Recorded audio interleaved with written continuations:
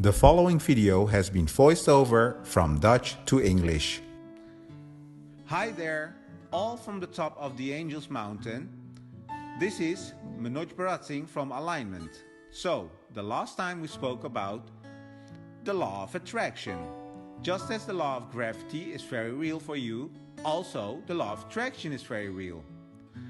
I mean, if I jump off the cliff here, would you believe I would still be alive?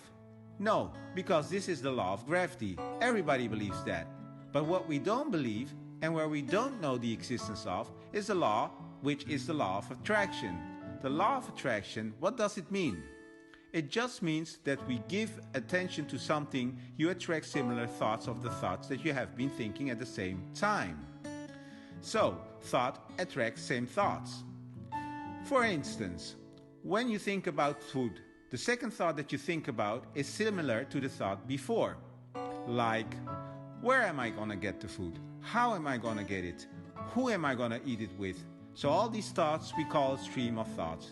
This stream of thoughts creates an energy that you send into the world. What happens next is that energy will connecting with the similar thought.